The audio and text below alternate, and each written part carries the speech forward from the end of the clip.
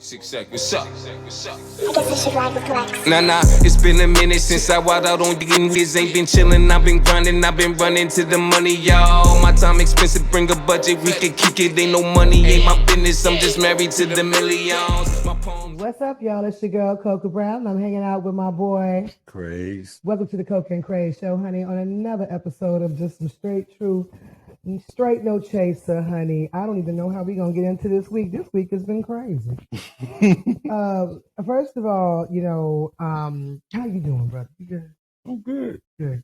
I see you in your little cream with your little camouflage. You're so confident. You can wear pink camouflage sneakers and nobody will say nothing. It's a little pink in it. It's a little pink. I like pink. You do? Yeah. I would have never thought that. Yeah, I be throwing the pink on. I'm kind of vibing with pink and turquoise. Are my two colors right now. That's my. I hope vibe. you can get a close up of my face. Huh? Wow. Okay. All right. That's pretty girl bathroom colors. Yeah, I like that. It's a vibe. Uh-oh.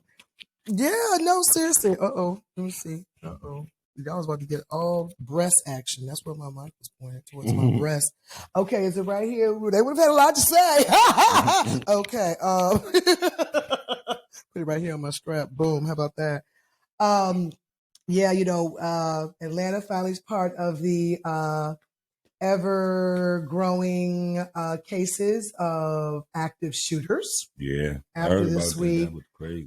It's funny because I didn't even know what was happening because, I live out in the burbs, you know what I'm saying? Mhm. I go to the city for necessities and I do it in the daytime. If I'm out here at night, trust and believe Claudine's on the seat. I don't even have her under the seat. I have her on the seat and the safety's off. Mhm. But, yeah, I was getting all these calls the other day and I'm like, what? Are you okay? I'm like, what?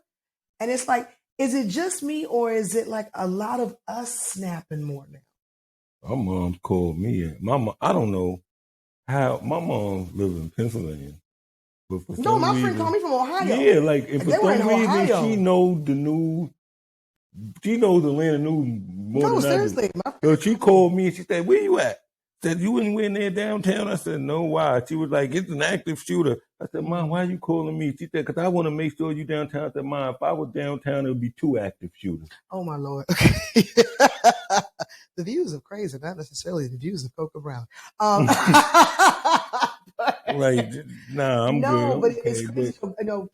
so what did they catch him? Yeah, they did. Condolences out to the young woman who lost her life and the other people that were injured. We just walked into a doctor's office and it started popping.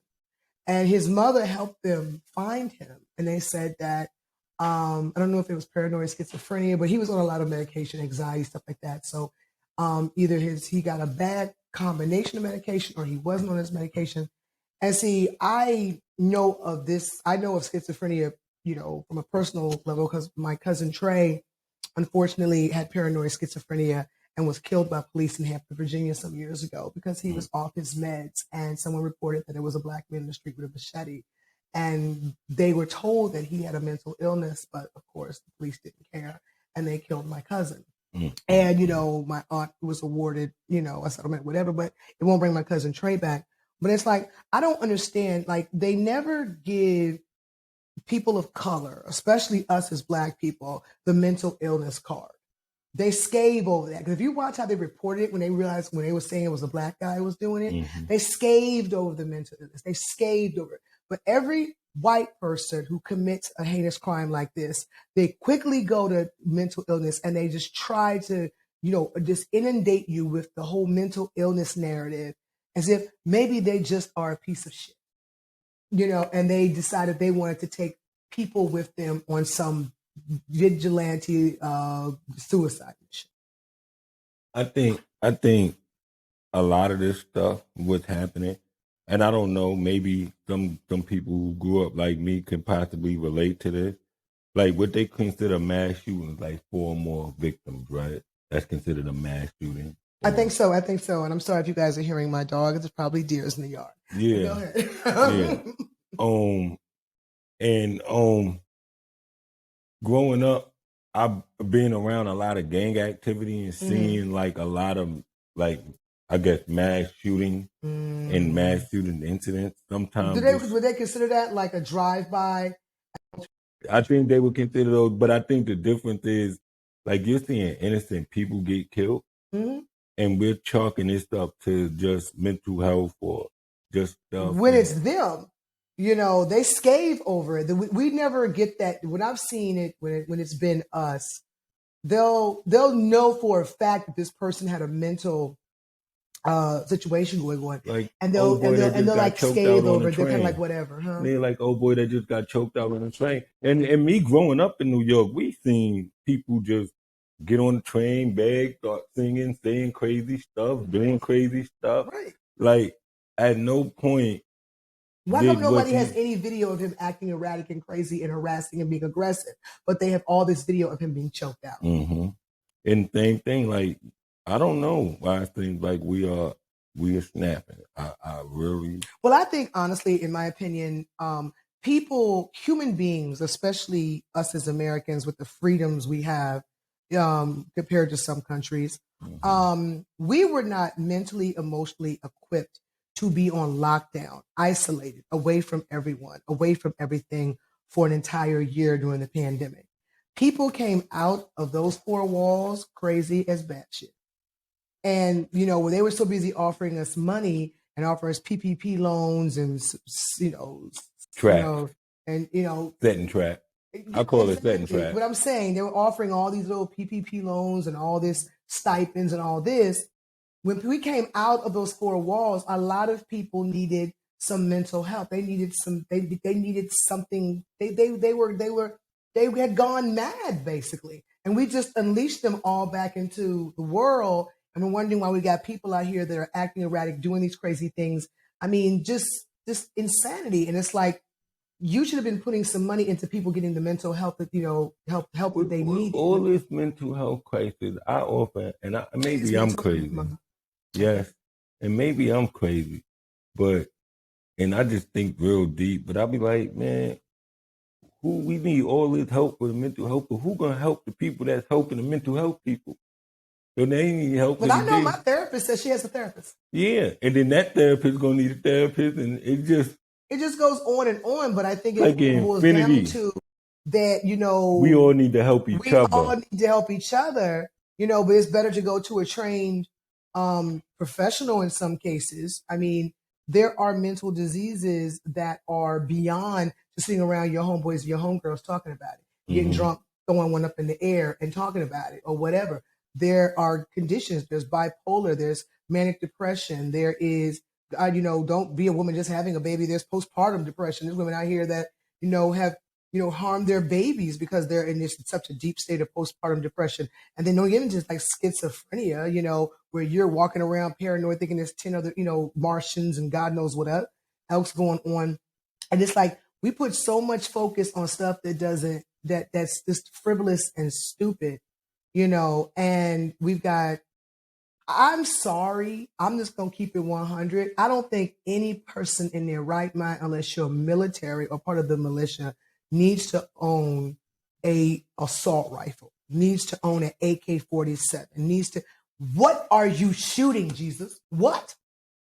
Even my brother, who's an avid hunter and has an arsenal of guns. My father was an avid hunter, had an arsenal of guns. They ain't had no AK-47. They had rifles for days. They had guns, but I'm like, what do you need a military style assault rifle for? It's like what they say, like niggas who drive fast cars got little dick and whatever they say, poor. Yes. Or it's just the same thing as a trophy. I guess. So it's like you can have a gun, right? To protect your family, to whatever. Like me, honestly, at this phase of my life, I'm not fond of guns at all. Or I don't. Well, I try to stay, and I try to stay away. Like, even being from New York, like, coming down here was like the ultimate culture shock. Because in New York, like, ain't nobody got a gun but NYPD. Somebody got a gun, they got a badge in New York. And if somebody that got a gun that don't have a badge, it's typically bad news. So, like, coming down here and just seeing people walk around with guns and open carry and stuff like that, it's like, it's crazy. Mm-hmm. It was a shock, and it kind of made me like, well, if anybody got it, it made me more humble because in New York, it was typically a situation where if we got into it, I got to go get it and come back. Mm-hmm. Out here, everybody got it. Yeah, already with him. Yeah. Already with him. So it makes you a lot more humble as far as these dudes that getting these assault rifles and stuff like that. I don't know. Something it just seems like a nice car. Like if you can afford, like I've noticed that people with big money that can afford all that stuff, they don't use it. Like billionaires don't drive cars; they get driven. He literally sat next to a billionaire on a plane. He was sitting in coach. I kept looking like I know that can't be him because I had seen him on Forbes, and I was like, nah. So I asked the stewardess, I asked the flight attendant, I said, can't be so. She said, girl, he's fly coach. He's a billionaire. He can afford multiple jets. But I'm like, but let's keep it 100. Black people like to show their money. White folks grow their money. A lot of us now are getting hip to that theory. You know what I'm saying? Because I know when I first got pregnant, and I was telling people that I had already started a trust fund for my son. And I had friends who I thought were educated and woke or whatever. And they were like, oh, you so white. I'm like, white? Because I've got a trust fund for my kids so my kid can have generational wealth. I'm starting now. Like it's like we want to show our money. And we were having this conversation the other day. I have never been the type that if I see a dude all designer down, labeled down, I'm impressed because I'm like, you probably sleeping on an air mattress and driving a rented vehicle, a leased vehicle. It's like, I'm not impressed with that. Now, if I see a man in just t-shirts, some jeans, but he has a nice watch or his shoes are nice, maybe one chain that says, okay, whatever. But when you got to have 15 different chains on, you got to have all the bling bling and all the labels and all that. I'm like, who you fronting for? Because it ain't impressing me. But it's not. I don't think it's fronting like me. Like I would never, like growing up, I was the kid that always played the middle, right? I was wasn't cool enough for the cool kids, and I wasn't quite a nerdy enough to be a nerd. Mm-hmm. So I always walked the middle. So I never really played either side. So when it came to certain things like that, but when I got introduced to it, I understood what it means, what it says about you. Too. I mean, so like Money, God bless Money Mel, rest in peace. He taught me how to get fresh. Like I remember, true story, they took me my first time spending money. Like remember Ephesians jeans? Oh yeah. So we go to Atlantis, downtown Brooklyn, and these Ephesians jeans had the yellow arc on the back, and Money Geese, these jeans was like $500 something, man. I'm crazy. You got bottom jeans, man. You're going to kill them tonight. I buy the jeans, buy the yellow shirts, Tims, we go out. And they spent all night calling me McDonald's. Because the arc, the Ephesians you had, it looked like the McDonald's arc. Right. All my niggas out here, y'all can verify the story. God bless Money, I miss you. They spent the whole night after he geeked me. He set you up. Yeah. He set your tail up. The whole night. As soon as we seen him in there, he said, yo, Jazzo, you c.crazed jeans? You want a Big Mac or something? And it went all night. Oh my God. He set you up. I knew you was hot. I wore them jeans 2 more times and I gave them away. I mean, everybody was riding the red monkey jeans. Remember the red monkeys?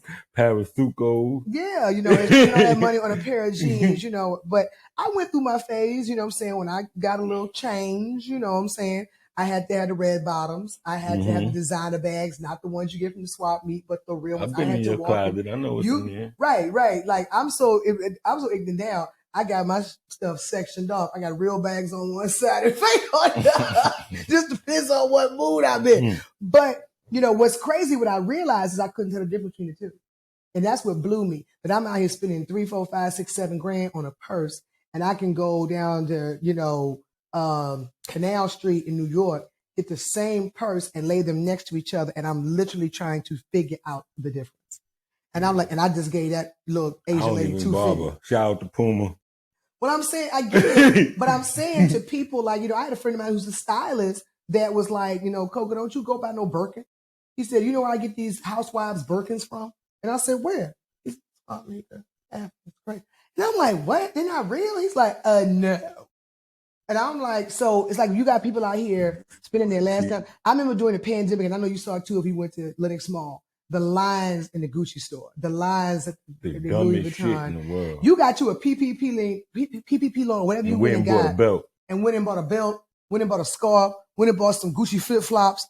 And I'm like, you's a fool. But see, you got to learn that you make your money grow. You don't have to show your money. Mm-hmm.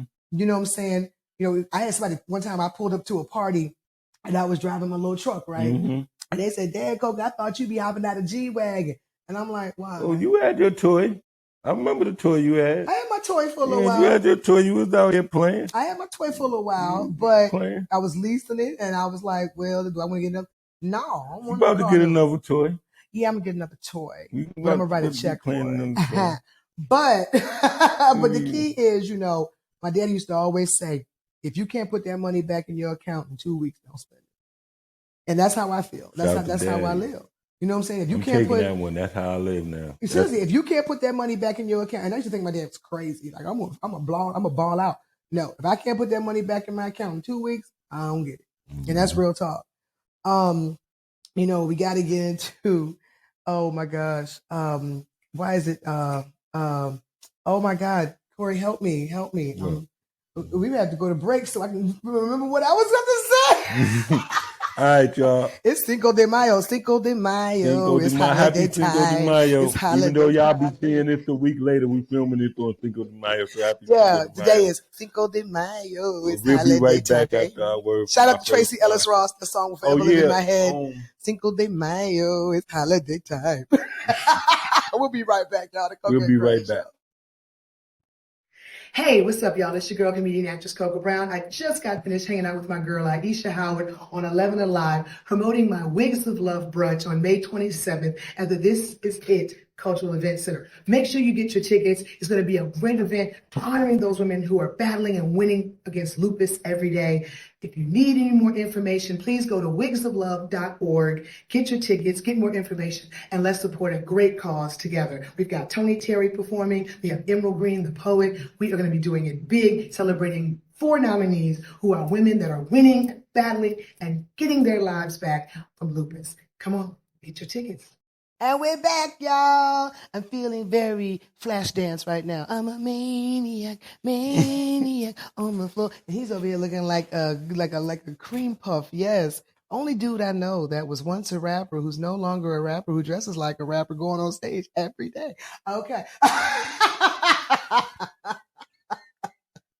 I'm relaxing, yo. He's chilling. He's so fly. I'm lounging. I'm in the same vibe as you. I am. I mean, you're always coming in here looking like Dapper Dan. I'm looking like relaxed mom. we ain't gonna go right out. And number one, let me be clear. I only wear stuff. If y'all see me wearing anything, my little chains, my little bracelet, it's always I don't wear stuff that not symbolic. My bracelet, each one of these bracelets. I feel you. Yeah, it's got each one of these bracelets that I wear, they have a separate meaning. Hey, my chain, one says 6 sec, and y'all know what that means, and the other one says KGC, and those who know what that means. Oh my God! Right. But let's get into it. We're about to get into it. We're gonna get into it. Touch on what y'all been burning on. Oh my gosh. Okay, so we're gonna get into this whole bus driver debate. Yeah. With Eboni K. Williams and Iyanla Vanzant, beloved. It has been a whole debate. I've seen more posts and stuff. We were talking earlier, you know, you, me, and our wonderful producer, and whose phone keeps vibrating? That's my phone. Tell your hoes your call. That is Gmail. That is Gmail. You see that silence Gmail? Your hoes. So you found some hoes that can read. Praise Jesus. Silence. Silence. Okay. As Dragonfly said, silence. Silence. Okay. So, you know, we were talking about this earlier, and I think we all were in the consensus that the majority of people missed the point because all they heard was bus driver. Mm-hmm. And they missed the entire point of what she was saying. And then Iyanla took it to a place of, what about his character? She never said that she felt bus drivers didn't have character, integrity, or was good to their mamas. And she never said that. Never said it. And I think But I get it. If I'm a CEO of a Fortune 500 company and I'm making $2.5 million a year, first of all, where I'm gonna meet a bus driver because we're not even traveling in the same circles, for one. Two, I mean, what do you have in common? Unless he owns the bus company. But I think they got lost on bus driver. Right. If you go back to the original question, we're going to insert the clip here. But if you go back to the original question, she asked what qualities should a woman have? Well, it was based around something that a woman should be looking for within herself to find within the man. Exactly. I can't verbatim. Okay. And she answered her question. She said, would you date a bus driver? Mm-hmm. She said, if he owns the bus. Mm-hmm. She said, well, I would date a bus driver if he has integrity, if he loves his mama, if he treats me well. But look at someone like Eboni K. Williams. What is she in that man? Now, mind you, don't get me wrong. I saw a post today by Louis Farrakhan. I was watching Farrakhan. Yes, I'll be watching Farrakhan. Yeah, I watch Farrakhan all the time. And he was talking about when you have a woman who has everything, what can you bring to the table? What can you give her? What can you give her? She has her own house, her own car. She's already got her babies. She's educated. Like she's got all these. What a lot of men don't know what to bring. He said, but he talked about Prophet Muhammad and how Prophet Muhammad, got with the richest woman in the land. And she was 15 years older than him. But what he was able to bring to her was wisdom. He brought wisdom to her. He was able to incite her mind. No, that's what I was going to say. That's what I'm saying. That's what he said today. And a lot of men don't get that. I've come across a lot of guys that see what I've got. And trust me, I mean, yes, I've worked hard for everything I have, but I'm still I'm a Southern girl. You know what I'm saying? I'm maternal by nature. I know how to keep a house. I was raised by, big leg, big arm, black Southern grandmother. So I know how to do it. I can season chicken and make some greens. Okay. I can do all that. I can raise my babies, whatever. But I've had men say to me, well, what can I do for you? And the thing is, she can go get the bus driver, but then it's like getting past the fact of, he's a great guy. Stop saying bus driver. Well, okay. Take bus driver out the equation. You can get the guy. Shout out to all the bus drivers out there. I ain't got no problem with the bus Shout out to Ray Luke, Street Matic, all my real niggas driving the bus, you heard? Yeah, okay. Love it. Okay, fine. But the bigger picture is, I just had this situation my daggone self. Great guy. Great heart. I mean, came in, just a gentleman, just blew my mind, consistent, attentive, just that guy. But when we really got into the thick of it, we really had nothing in common. He was complacent in his life. He was happy where he was. I'm an ambitious woman. I'm a go-getter. At some point, we disconnected because he just didn't want more out of life than I did. And I couldn't pull myself back, and couldn't pull him with me, if that's making sense. So it's like, if you still got, okay, you could be a great person, but that doesn't mean you're necessarily a great person for me. We don't mesh. We don't we don't connect. Okay. It's got to be some evenly yoked situation here. It just can't be based on, well, he's a good man, Savannah. Okay, but are we evenly yoked? Well, it depends on what. It's no such thing as even, because ain't no two people walking the same path of life. Okay, I get that. But okay, would you date a woman fresh out of a convent? What's that? A monster. Well, nuns. A nun? Yes. They don't fuck. Once again, I ask you the question. If she's a good woman, no, she's unscathed, no man has touched her. And she's done with being a nun. Yeah. Yeah, why not? She's been living in a convent, hasn't seen a TV show in 20 years. If I'm at a point, but if we going and be on the lookout for my book, The Black Hole. Okay. But if we are exploring that, if I'm at a point in my life, and I think I hope I'm saying her name, Ivana, Iyanla. Yeah. I talk with a list too, so it make it even. If I'm saying, if what she was trying to say was what I always try to say, you cannot have anyone in your life unless you are content with where you are in your life. I've been in a lot of therapy lately, and I've been making a lot of personal decisions in my life as of late because I've come to the point where I am content with where I am. I'm content with the journey that I'm on, and I'm only making decisions that's conducive to me completing this journey. Mm-hmm. Now, like you said, would I date a nun that just came out of the place where she was? Yeah. If I'm at a place where I'm secure enough to know that I can carry the weight of her journey that she's about to go through, then yes. But if I'm not at that point in my life, then no. But that's me. But it's a lot of people who aren't sure where they are in life and think they could take shit on, and they take shit on either knowingly or unknowingly, and it be too much or too little, and then they know. But you can't decide to do anything until you know where you are first.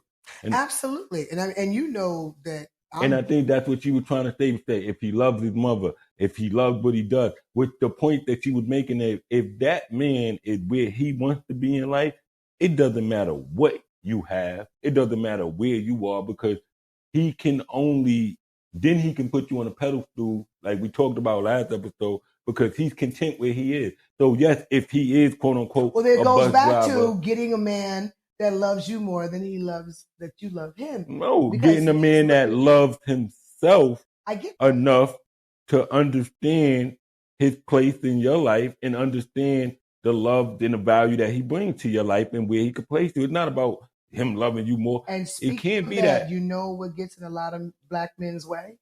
Yeah. Pride and ego. Mm-hmm. Because a lot of them can't even have that philosophy even somewhere in their brain because they're pride and ego. What can I do for you? You got everything. Oh, you a gold digger because you only deal with brothers that make 6 figures. Or and the thing is, that's societal though. You got to understand, like, you talking to the same black men who our fathers and grandfathers and them grandfathers before that, since the time they brought us over here, whatever you want to say your heritage is, that has been belittled and told that you were less than this other human being who you know you're stronger than, who when you displayed that you were stronger, they would cut your balls off.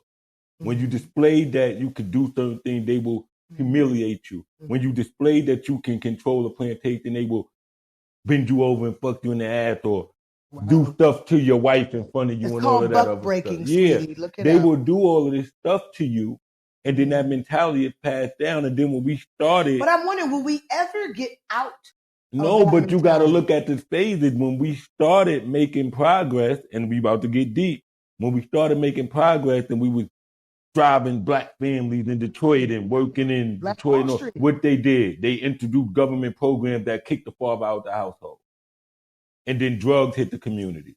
And then once again, they told you wasn't good. If your woman wanted to be able to provide for these kids and all this stuff, not your man having a job, you get on this government program and you have to separate him, would left him in the street on drugs, and you were told that you were less than. So now that mentality of thousands of black families over generations telling them, well, you're not good enough. Unless you have a certain job to take care of me and my family, then I can't have you in this household because I'd rather the government do it. Well, that's a deeper. That's taught. That's taught through generations. No, I get that. But what we're going back to with the whole debate over the bus driver is that, you know, I guess I'm baffled of the hypocrisy of it. Because they heard bus black drivers. Men have shunned us. I only date light-skinned chicks. I only date big booty chicks. I only date this white chick. Whatever. And black women and this do woman it too. has a preference. How dare she has a preference? But how dare she has a standard or I don't boundary? think it's about but preference. y'all can be out here talking about, oh, she too but dark, it's she not too fat, she too tall. And it's like the hypocrisy. For every example that you give of a black man doing that, I could give you an example of a black woman doing it. I only date white men. I only date tall men. I only date short men. I only date NBA players. I only date athletes. With that, but it's like, you know, I don't know. Maybe it's just me, you know, because I saw my boy Mike Bless, shout out Mike Bless, did a thing today where he was comparing. Shout out Mike Bless. Answer your DMs, homie. You don't answer, never answer DM. Man, we're talking. When we got big time with Country Wayne's, I'm answering DMs. Okay, Mike. We'll call Crazed back. But he was talking about, he was comparing Eboni K. Williams to Kevin Samuels. And he was saying, she's pretty much saying the same thing. And the women are like, yeah. And Kevin was saying Kevin Samuels shit was bullshit. No. To me, it's apples and oranges. Okay. You know, because let's keep it 100, brothers. When Kevin was checking y'all was mad as hell. But as soon as he started coming for black women and telling us we was low value and all this crap, y'all threw a damn party. Y'all can't hold no accountability. But you don't want to be told your shit stink. That's the biggest issue. But no, that wasn't even that. We just knew that nigga was clout chasing. Like when he first said it. You knew that, but a whole lot of men thought it was Jesus. When he first said it, it was some honesty. And when he first started talking like that. But then when he started abusing it. Y'all together. And y'all was so mad and bumped that. And we didn't even know who that nigga was. There wasn't no, y'all niggas didn't know who he was when he was talking to us. But the minute he began bashing and coming for black women and telling us what we like. Because y'all reacted, which forced us to go listen. We wasn't listening to that nigga. We didn't want to hear that. It just, if a nigga is. Did I hit a nerve? No. Women who went to Kevin Samuels for any kind of advice, you had daddy issues. You was looking for a daddy to teach you your worth that your daddy should have done when you were little. Because no woman that had a real father, no woman that had a real father in her life would go to a damn Kevin Samuels and ask him shit. And I said it, period. But we knew that nigga, when he was talking to us, we wasn't trying to hear that shit. We didn't know nothing about that nigga until y'all started reacting. Then we had to go find out, well, who this nigga y'all talking about? But no. We know nothing about that nigga. Bullshit. I didn't know nothing about that nigga. I see you trying to defend the black man right now. I didn't know that. I'm not defending. You know I don't like that nigga at all. I know, but I'm saying black men knew exactly who they were because they were damn near jerking off to how he was belittling and tearing black women apart. Yes, that might have been some truth. Yeah, girl, you can't be 26 years old with 5 kids by 5 different baby daddy think you're going to get a high value man, which I also call bullshit. Because if her ass go to DR and get her ass done, she probably can't get her an NBA player. So don't play with me. That's not a high value man.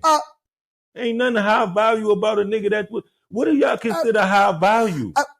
That's monetary value? Do we need to? That's the only who gonna tell him? Who gonna produce? What's the high value man? Who gonna tell him? What's the high value man? Tell me what the high value man. Monetary value. Make more money than average woman. So if the only thing we value, education, proximity. NBA niggas some of the dumbest niggas in the world. No, but sweetie, you are coming from one perspective. I'm not coming. I was raised in the South. You were raised in New York. So they told y'all that a high value man is only a man that makes money. No, but you got to. Okay, let me finish because you in your feelings right now. I just want to know what a high value man is. What I'm saying is, raised in the South as I was in a 2-parent household where I had side of the family from the projects and a side of the family from affluency and lineage. Okay, I had the best and worst of both worlds.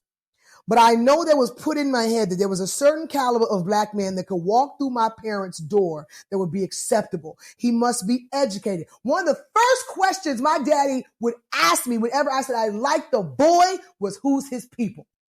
Who's his people? That mattered to black people. Who you come from? Who your people? What's your lineage? You don't with this black people shit because it's different. Let me finish, nigga. Shit. What I'm saying is you come from the fucking projects. You don't know nothing about that black boule shit I'm talking about right now. You don't know nothing about that shit. Whitley Gilbert was a fictional character, but I got cousins just like that. Okay? There is a certain standard of women. Now, the ghetto girl, nigga, you have value to her. The project bitch, you might be high value to her. A bitch that do hair in her kitchen, you might be high value to her. Let me know when it's my time to talk. But look, if you meet a chick from Spelman, let me know when I'm talking. Comes from lineage. Because I got a chick right now with a master's degree right now that I am high value. But no, that's the thing. I am the most high value thing to her I'm trying to break down what high value is to certain demographics of black people. But that's what I want to point out. You're taking the entire conversation personal. No, I'm not taking it personal because we keep putting this shit on black people. Like the black experience for everybody ain't general. Did I not say my experience? Yeah, did I not say saying black people? The black experience for everybody isn't general. The black experience. It's not. Of course, it's not. But I was trying to give you a perspective that your ass would know. Do you even know what the black boule is? Yeah. So exactly. So, brother, I'm trying to tell you, did you grow up in the black boule? Did you have family members that were links? Yeah. Jack and Jill? Yeah. Okay? So why are you acting like what I'm saying is so fucking far-fetched? I know my family heritage and my... Why are you acting like what I'm saying is so far-fetched? Have you ever been to a cotillion? No. Exactly. So let me explain something to you, brother. I'm telling you, I don't know shit about Marcy Projects. Okay? I don't either. I don't know shit about being in the fucking game. I don't know shit about being jumped in, jumped out, none of that shit. I might have dated a few dope dealers, but all I did was hold a dope. But I'm saying, I don't know nothing about that, but I'm telling you that there are women out here who do see a high value man as having certain characteristics. Now, you may have a woman that has a mastery. Nigga, I've dated niggas with high school diplomas. I married a dude with 2 years of college. Like, dude, like, seriously, but I'm just asking to go back to my original question. What is a high value man? What makes a man a high value man? Subjective, honey. Exactly. And I was trying to give you a subject. So if it's subjective, then why do we keep acting for both? I'm not just putting it on men, for men and women. Why do men and women keep acting like they're the general template for what because you got 1,001 Kevin Samuel wannabes. Let me finish, brother. You just asked me a question. Do you want a fucking answer?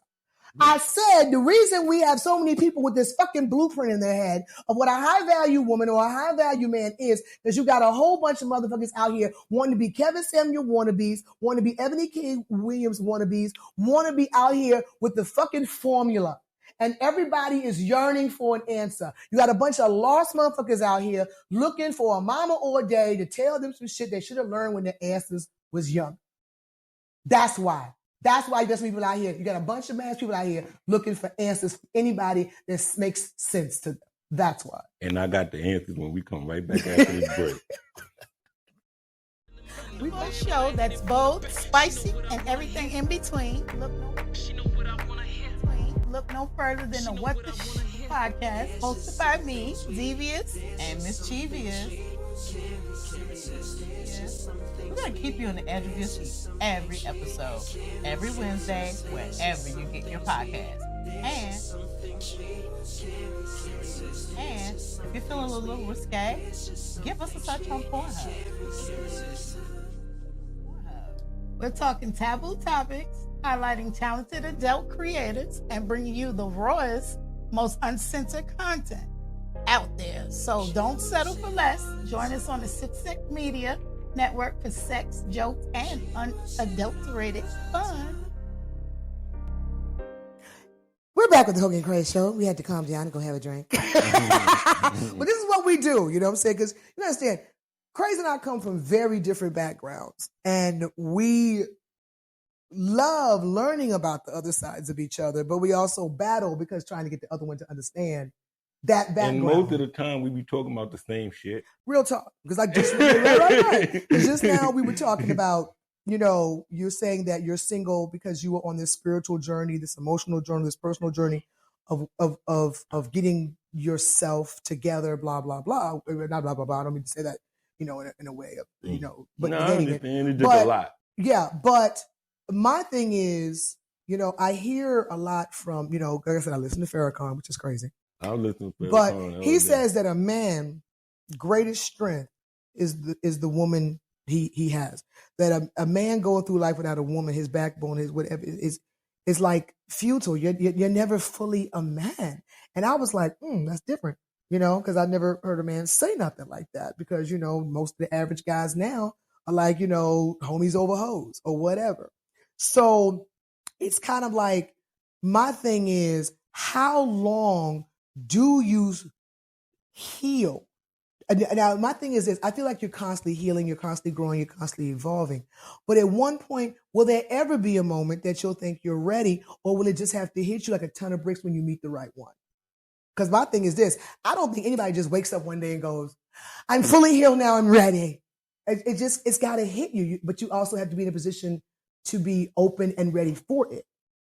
What happened? You spend your whole life with 81 years old. What happened to me was a moment of honesty where I really decided that, okay, there's a point in my life that I want to be, and I don't want to assume the responsibility of somebody else while I'm trying to get to that point.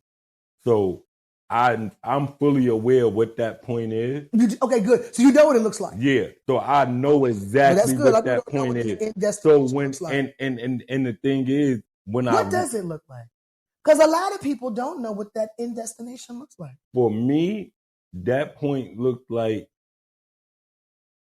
it's like, for me, I feel like my plane is still ascending. And anybody that... Will you ever land? No, my plane is still ascending, right? So anybody that I try to bring on this plane on a takeoff, I'm on a takeoff. So anybody I try to put, it's just extra weight. I look at it right now. So you're never going to land, so how are you going to put anybody on the plane? No, but I feel like once I get to cruising altitude... But you're up there, how are they going to get to you? Because they'll already be up there with me. The person I'm looking for... I'm looking for going to be passing by on another plane. I ain't looking for the person I got to bring with passing by. A person I'm looking for, I want to see on my journey. But what I'm saying, okay, but the thing is, if you don't choose that, what makes you think she'll still be there when you finally get to your altitude? You're hoping she'll still be there, available, ready to land her plane or hop on yours? That's really arrogant. No, it's not. But I'm saying that's because crazy. I don't know who her is. But I'm saying... But there's always the her. Okay, you said you have a problem getting women. Of course you don't. No, I'm not. What I said was I don't have... the caliber of women. Of course, when it comes to the caliber of women, when you get to a certain level, there's a certain caliber, right, that you would want to achieve.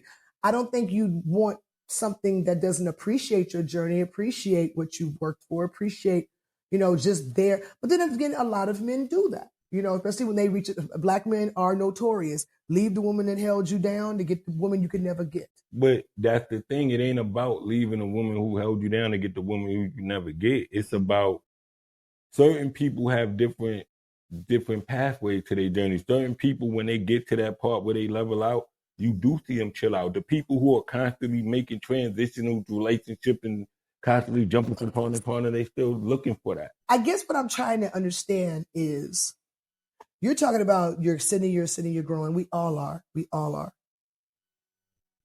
And you're saying while I'm midair, another plane is going to pass by at that right time when I'm ready to engage with somebody. It's going to have the right woman in it. And for some reason, she's going to turn around and attach to your plane like the space shuttle and roll with you. Or could she just be passing by? No. I mean, when I say like all the stars align, when all the stars align and all the circumstances, all right, and there's always that. Now, what we think to realize is think that just because shit go wrong, that it was the wrong person, or it was that person's fault, or whatever the case may be. Sometimes because what I said, once again, you don't have shit in common. CEO, but what my statement wasn't that I don't have a problem getting women. My statement has always been I don't have a problem attracting females. My problem is keeping females, and a lot of the decisions. Why don't you keep every decision that had been made in my life in regard to female, for why a female isn't prevalent in my life, is because of me. Even if that female was making wrong decisions. But why is that? Because I can tell you, I can pretty much go through every relationship I've had in the last 10 years and give you why, how, when, what, why, where, how. I can. But I do a lot of self-inventory. But when I went and found those answers, I realized that was me. There were things about me that I thought I liked. And I thought were a part of my fiber and part of my being. And I thought that attracted me to a female. And then as I got older, oh shit, I ain't even into that shit.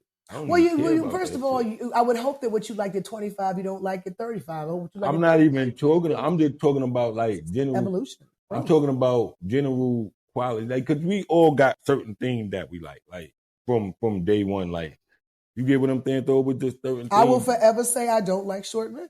Yeah, so it would just. I hate to say that, but I got to look up at my man. It's a psychological thing. So I try to fix it, but it's just who I am. Even quotes like that, like I had I had idiosyncrasies about women that I just realized, like, oh shit, that wasn't you wasn't chasing what you like. You were finding certain things about each individual woman that you liked about that woman and that you were fascinated with that, because there was not one single woman that you've ever dated that had a personality similarity. So the constant chaos in all these relationships, the only consistent was you. So if every relationship I've had, not one woman I've ever had a relationship with had the same personality. So the only constant was me. So if I was trying to plug and play with all this shit, and I'm the only one that's staying the same through all this shit, and all these women got the different personalities. Women probably had something you liked, something that drew you to them. Because if I look at my track record now, I did have a type probably in college, but that's because it was the dark skinned, bald head, swole guy era. And I went through the pretty boy I'll be sure era. That's the whatever. And then it wasn't until I got to my mid 20s and my late 20s that I really began to say, okay, I like what I like. I like what I like. I'm not going with conforming to what is hot right now or whatever. Like, I like what I like. So if you look at like the last decade or 2 decades, even even the man I married, when my friends met him, was like, that ain't your type, but whatever. Is you like reflect. So each of the women, they had different personalities. There was something about them that drew you to them. And they were merely in your life for a reason or a season, not a lifetime. You have not met the woman that taps into the very essence of you. I don't know that. I don't know that. Know what? I don't know if I haven't met that woman yet.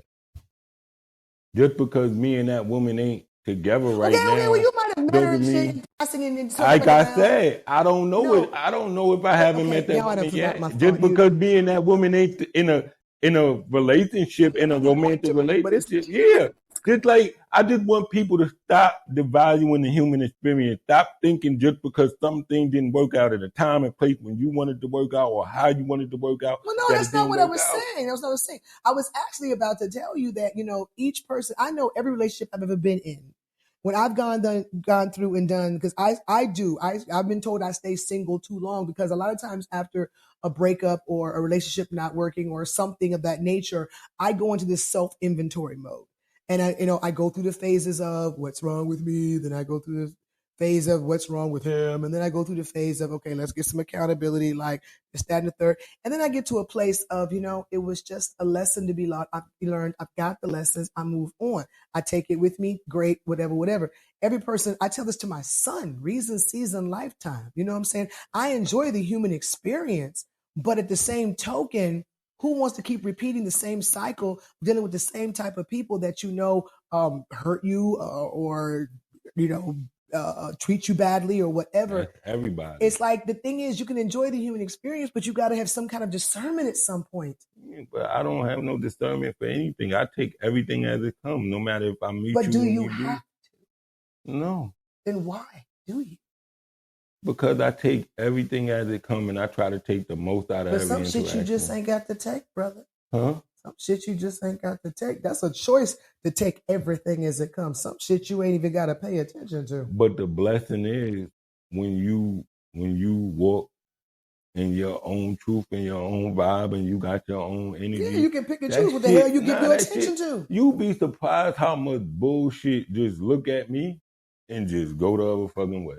You be surprised how much bullshit done came to me, and I just was like, told it straight what it was, and it just, and got the fuck away from me. But they weren't supposed to put, and that's the thing, you know what I'm saying? It's like, so I'm realizing I don't have to take a damn thing I don't want to take. Exactly. And I don't have to explain. No is a complete sentence. No, thank you is a complete sentence. But it took me a long time to get to that point. But I'm there. And from that, I take everything as it comes, because if I don't want you in my life, I can kindly tell you, get the fuck out of here. And if I want you around, I can do everything I got to do to keep you around. So no matter how you come, I don't care how you come. Because either I'm going to tell you to go and you're going to go, or I'm going to invite you to stay and you're going to stay, but that's going to be on my terms.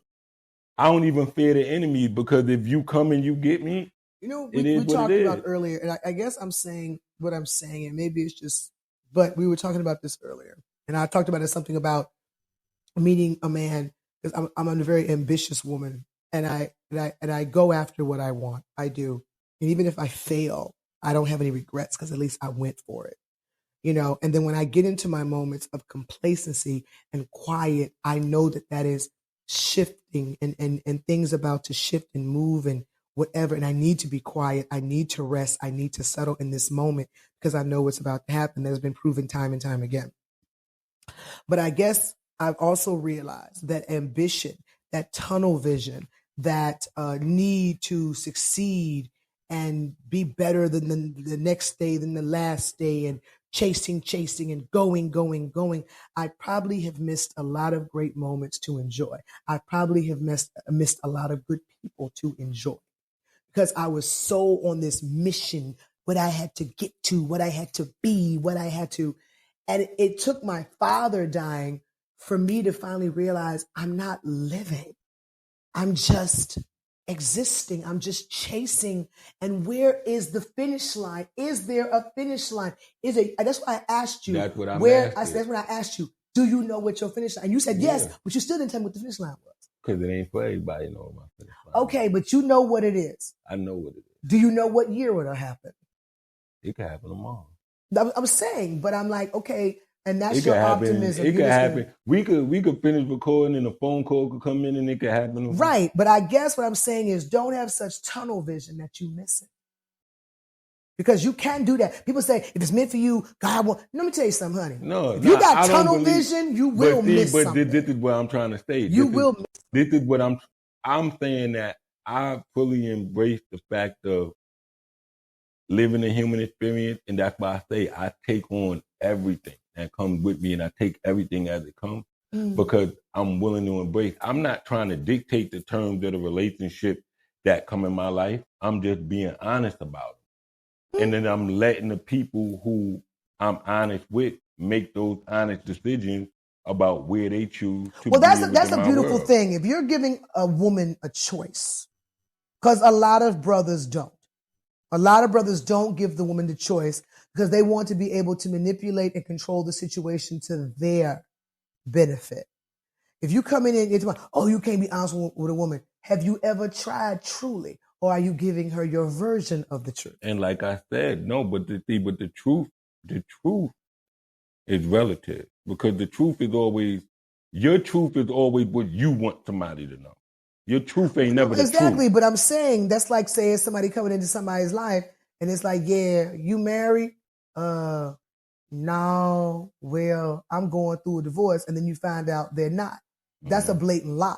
Yeah. You know what I'm saying? But that's the truth you chose to tell because you're out here living like a single man. So say it like this. Or a woman, or vice versa. So say like this. If you married, you're always going through a divorce, right? Oh, God, that's a horrible thing. You get what I'm saying? Like, if you married, every day after your wedding, you're going through a divorce. Damn. Some people just happen to not ever make it to the divorce. But every day after your wedding, you're going through a divorce. So, like, if you meet a married man and he says, "I'm going," statement. Like, that just snatches all the hope out of me. But if you meet a married man, I get married to go through a lifelong divorce. God damn. But we look at that as so negative, right? Shit. Yo, we born to die, right? Oh my God. We born to die, right? So you get married if my parents spent 54 years with an uncle and divorce. But when Pop died before Mom, what happened? What do you mean? When Pop died first. So at some point they divorced. They relationship ended. Divorce. Well, not in the same, not in the terms of break up. Not in the terms of divorce. But at some point, they're not together no more. He's not here. She was not here a producer. Are you gonna tell him? Y'all don't get it. Or whatever. No, we don't. That's not how marriage works. No, y'all just talking about marriage. I get married to spend my life. I'm not talking no more because I can't even get a word in. No, because I can't never finish my point. What I'm trying to say is, at certain point, whenever you have any type of relationship, your kids, your wife, your brother, your sister, whatever relationship you establish, at certain point it ends. You and that person not going to be together forever. So my friendships, we go through an ongoing divorce. Even if you don't want to call it a divorce. Me and my child, when he graduates college and moves out on his own, we've now had a divorce. God forbid, when you leave this, if you leave this, God willing, you'll leave this earth before your child, like I would, and then I will no longer have that relationship. And that's with my a divorce from your child. Here. That's a separation. That's the end of a relationship. Divorce? With the divorce, the end of a relationship, right? So when somebody dies, it's the end of a relationship. My brother just died. Our relationship ended when he died. But would you call that a divorce? No, because we wasn't married, but it's still an end of a relationship. But you said getting married, you are going through an entire... Okay. Madam Medusa, I see you raising your hand. What's up, my sister? Please, sister, you need a mic. I went ahead and looked up the meaning of divorce because I needed to have the legitimate definition of divorce. Okay. If it's a noun, it is the legal dissolution of a marriage by a court or other competent body. Mm-hmm. Okay. If it's a verb, it is to legally dissolve one's marriage with someone or to separate or disassociate from something. That is the legal definition. So either way, it's a separation. So I get married. To read that verb again, I get married to what? Legally dissolve one's marriage with someone. That's what my mission is, to get married. No. It's to do that for 50 fucking years. No. That's what you just did. He not say you're going through a divorce every day in a marriage? Did he not just say that? Yeah. Do we need to rewind the tape? Yeah, I said it, and I say it again.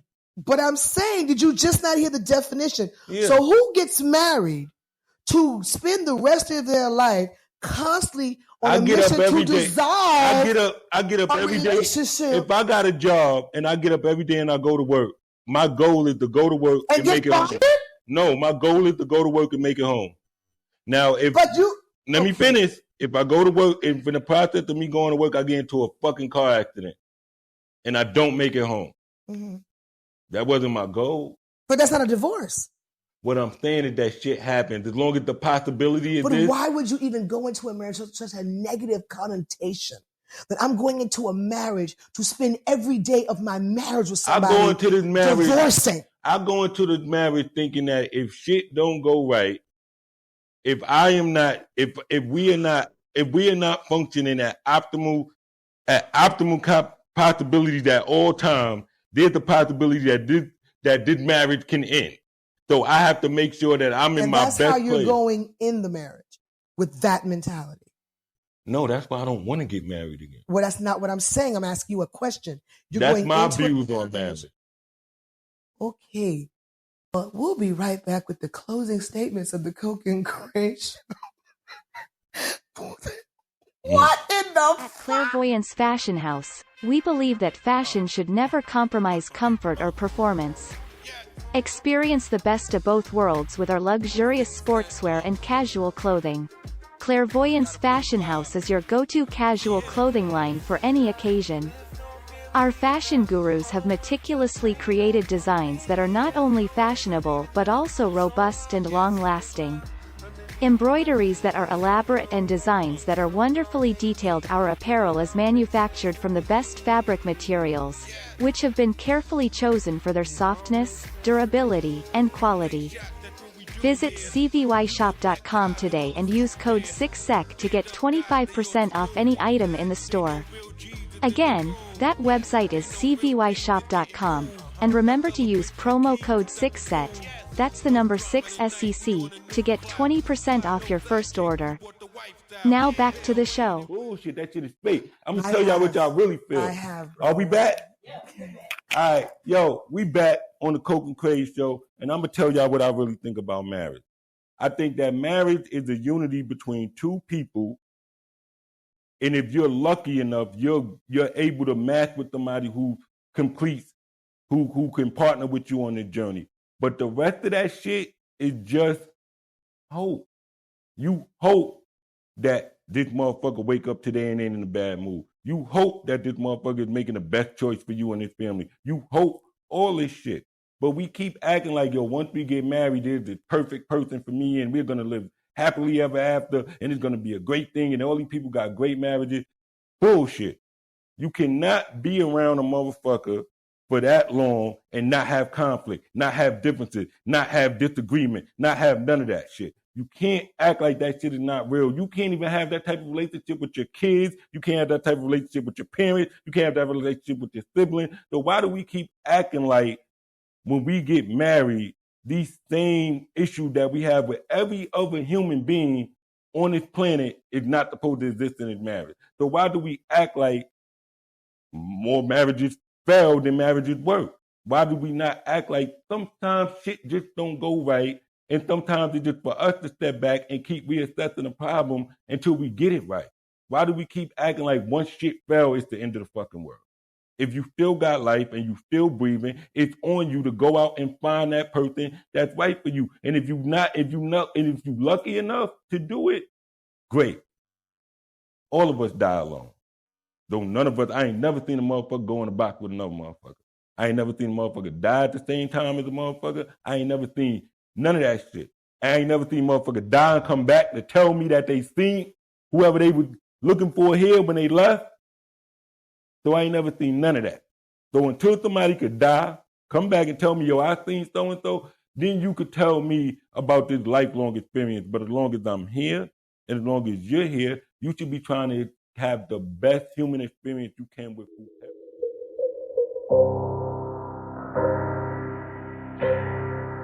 Stacking star, black market. It done woke me. 6 seconds, what's up?